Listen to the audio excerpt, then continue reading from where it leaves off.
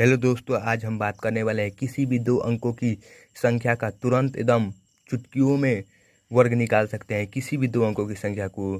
तो चलिए दोस्तों, अब सीखते हैं कि किसी भी दो अंकों की संख्या को वर्ग कैसे निकाले एकदम बिना गुना किए बिना। तो चलिए दोस्तों, अब वर्ग निकालते हैं। तो पहले अब जानेंगे कि इकाई अंक क्या होता है। तो इकाई अंक क्या है? तो इकाई अंक ये हो गया दो। इसमें इकाई अंक क्या है? तो इकाई अंक दो है।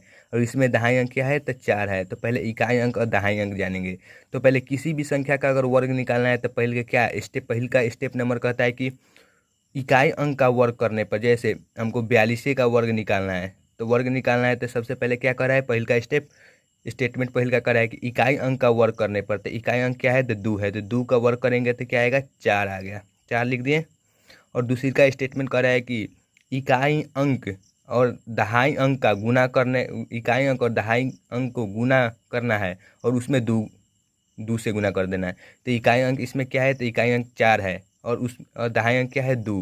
तो चार और दो में गुना करना है और फिर दो से। तो चार दूना आठ हो गया, फिर दो से तो आठ दूना 16, 16 के छः हासिल एक बचा। अब चार का फिर क्या थर्ड नंबर स्टेटमेंट कर रहा है कि दहाई अंक का वर्ग करने पर दहाई क्या है? तो चार है। तो चार का क्या है? 16 हो गया। 16 है या एक हासिल है तो क्या होगा? 1764। अब चलिए दोस्तों प्रूफ देखते हैं।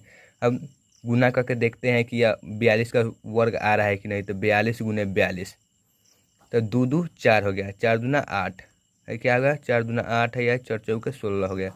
तो चार हो गया, आठ आठ 16 हो गया, क्या 1764 आ गया। दोस्तों देख सकते हैं कि गुना करने पर या चुटकियों में बना दिए। तो चलिए दोस्तों, एक और दूसरा का वर्ग देखते हैं, जैसे 55।